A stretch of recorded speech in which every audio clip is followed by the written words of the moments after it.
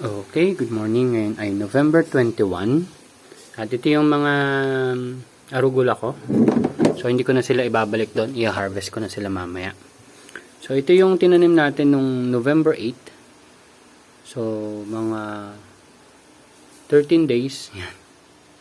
Nagkamali kasi ako ng timing. Dapat delay pa sila ng mga 1 week bago ko sila tinanim. Pero since, ayan, nandyan na, naitanim ko na. Kailangan ko na sila ma-transfer siguro mga 15-16 days bago ko sila ma-transfer. So medyo malaki na sila. Yan. So mga ano yan, 13 days old. Sabihin mo ng 13 days. Dapat nga transfer nila bukas, kaso mag-harvest pa lang ako noon eh. Pero baka may ma-transfer na tayong iba dyan. Hindi man lahat, pero makapag-transfer tayo ng mga 45 heads. Ito kasi ay mga 120 heads. Pero may mga maliliit. May isa yatang maliit lang yung tubo or may iba pa. Hindi ko lang makita. Pero yan. So far ganyan sila kalaki. So dito sa tanim pala natin na to. Wait lang. Itong mga nasa left side na to. Bago tong foam. Ito. Ay mga cockpit na naibabad natin ng more than 1 week. Or sabihin mong 1 week. Sa calcium nitrate na ang ratio is 5 grams per ml.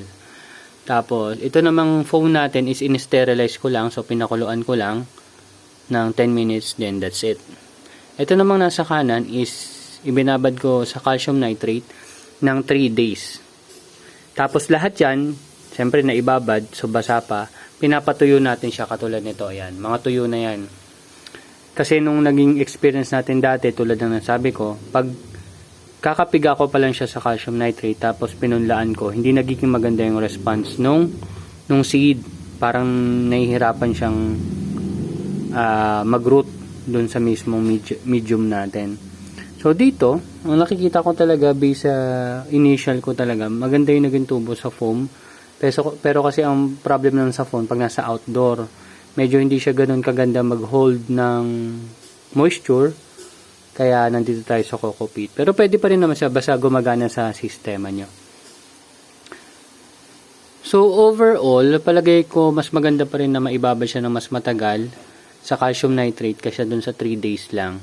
Kasi nung una medyo okay naman, medyo pantay. Medyo mas maganda pa nga itong 3 days lang na ibabad. Pero habang tumatagal, nagiging mas maganda yung result nung naibabad ng mas matagal sa calcium nitrate kumpara dun sa naibabad sa mas konting araw, sa mga 3 days lang. So, yan.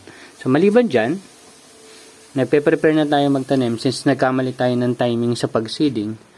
So, kailangan ko na mag-prepare ng susunod nating setup or susunod ko magiging seedlings after less than 2 weeks. Ganon. So, do-double check ko lang dun muna sa taas. Pero ngayon, ang ginagawa ko, ito naman ay coco peat na nabili ko. Ano siya? Hindi siya yung compacted, yung bricks. Hindi siya yung bricks. Ano lang to? Loose coco peat. Sabi nung napagbilan ko is decomposed na siya. Pero tulad ng ginagawa natin sa coco peat natin, so in-sterilize natin sila. After ma-sterilize ay binababara natin siya ng calcium nitrate. Ito, binabad ko siya nung Sunday sa calcium nitrate. So, sabihin mo Sunday, Monday, Tuesday, Wednesday, Thursday. So, 4 days. Mga 4 days siya nakababad doon. So, ngayon, pinapatuyo ko muna siya para bukas, kung kailangan ko na magtanim bukas, ay may magagamit tayo. So, meron yung dati natin process, yung more than 1 week sa pagbabad sa calcium nitrate. Then, meron tayo nitong bago. Itong bago pala na to, na ibang coco peat din, na gagamitin natin ay ibinabad ko sa calcium nitrate. Ang ratio ay 3 grams per ml. So, mas mababa yung ratio niya. So, titingnan natin.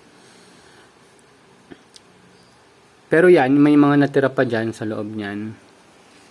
Ito sa inyo. Ayan. Kasi balak ko, meron pa rin tayo ng mga 1 week. Kasi yun nga, part of experiment pa rin. So, isa pa, sa part ng experiment natin is itong mga bago nating susubukang idea sa paggamit ng mga net cups. So, alam nyo naman na hindi ako gumagamit ng styro cups kasi maliban sa magastos siya sa coco peat, ay madumi ako maglinis. Madumi ako maglinis ng mga cups. So, gusto ko ganito. Tsaka gusto ko medyo tipid din sa Coco Peat. So, ang issue ko dati sa styrobox natin ay hindi umaabot. Kailangan kong punuin yung styrobox natin para umabot yung pinakailalim ng net cups natin dun sa tubig. Kasi kailangan nakababa siya ng ilang araw siguro para habang humahaba pa yung ugat. So, ito ay parang kratky rin, pero ang tawag nila dito is wick hydroponics. W-I-C-K. So, wick hydroponics. So, itong tela na to, ito yung wick. So, ito yung tutulong sa kanya para maabot niya yung tubig sa ibaba. Tapos, dyan naman dadaan yung tubig para maging moist naman yung coco peat niya dito sa taas. So, anong magiging impact niyan? So, ibig sabihin, dahil issue ko dati, maraming mga half ng coco peat yung nagiging problema natin. So, kung gagawa natin ng ganyan, ayan, mapapansin nyo, hindi ko na kailangan punuin yung styrobox. Kahit kalahati nga lang, kahit 1/4 nga lang pwede. Pero next time na yung 1/4 kasi may naisip din ako ibang idea doon. Para at least hindi ka na magre-refill, magiging automatic refilling na siya. Pero 1/4 lang. Pero ngayon, ang gagawin natin mga 50%. 50%. Kasi based sa experience ko, 50% halos yun lang din naman nagagamit nila paglipas ng 6 na linggo. So ngayon, ang nagiging dilemma ko naman is yung paglagay sa kanila dito sa ating mga seedling tray. So, kanina, iniikot ko pa dito sa paligid niya. Ayan, iniikot ko pa tong tela sa paligid niya bago ko siya ilagay. Pero naisip ko, since wick hydroponics naman siya, bakit hindi natin diretso na lang siyang ganyan. Sorry, medyo bagal kasi isang kamay lang gamit ko. Tapos, ayan, nakaganyan lang siya dyan. So, ang inaalala ko lang dito, pag humaba yung ugat niya, tapos kinuha ko na, tapos sabihin natin nakakapit yung mga ugat dyan sa tela, baka madamage yung ugat. So, kaya gusto ko nung kanina sana na, ayan, parang nakapulupot lang dito sa paligid yung, parang nakapulupot lang dyan yung tela. Ayan, parang ganyan.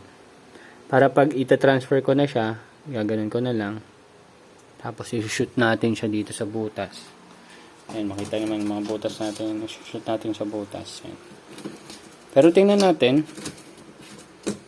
So, ngayon, 15 or isang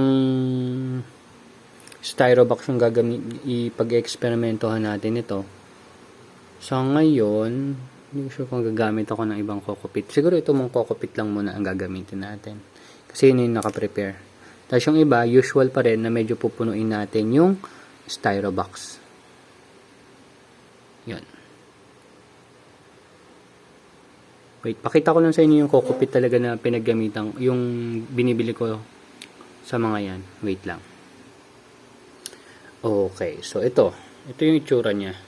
Actually, may from China yata to, pero minsan may sticker pa sila dito, Coco Black ang nakasulat. So ito yung ginagamit ko, ayan yung mga yon. So kung i-compare ko dito, medyo better to. Pero kasi mas mura yata to. Hindi lang compress. Ito kasi pag na decompress mo na, ibabad mo sa tubig, mga 3 liters daw to. Tapos mag-expand siya ng 4 hanggang 5 kilos. Ito kasi 5 kilos. Tapos, ito medyo mahal mga nasa 80 plus. Ito yata nasa 50 plus or 60 plus lang. Ayun, so, nag-experiment tayo. Titingnan natin kung saan yung better. Pero, yan, pag nag-order naman ako online, gusto ko, walang gastos sa shipping. Pero kung kailangan talaga, gastos ko na sa shipping yan.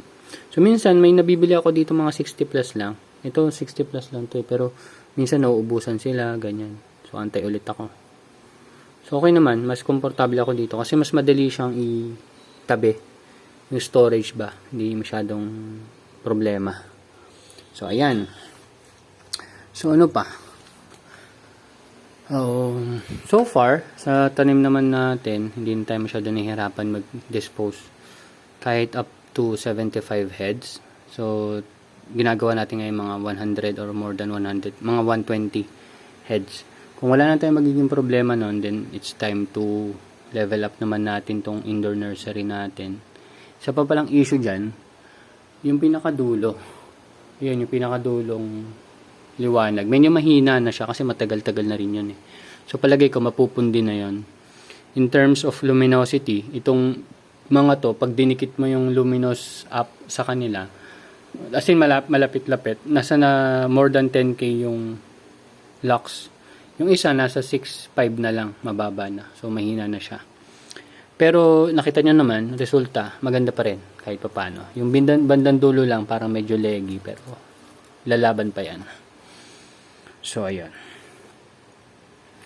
So yan, medyo maraming senaryo akong iniisip ngayon. Tsaka ito pala ang problema nito pala.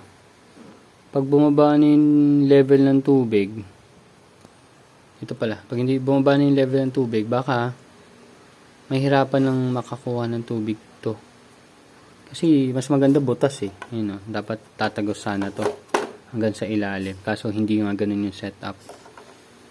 So iniisip ko kung kailangan ko bang butasan to. Ayun, no? Sirain ko to. Para magkaroon ng way na yung ng tela, didiretso hanggang ilalim. Pwede kang gawin. So, malamang yun. Inisip ko pa. Pero i-share ko sa inyo kung ano man yung maging setup. Kung ano yung mas madali. Kasi yun naman hinanap natin kung ano mas madaling setup na pwede natin gawin paulit-ulit. Kasi sa farming, paulit-ulit lang naman yan. Tapos ito, yan. Nagbutas na tayo. Medyo maliliit na yung butas. Diba dati, parang pinapatakan ko lang ng tubig para mag-germinate siya. Pero palagay ko mas maganda medyo nakabaon ng konti. So, yan. Experiment pa. Share ko na lang sa inyo yung maging result. And kung may tanong kayo, tanong lang kayo.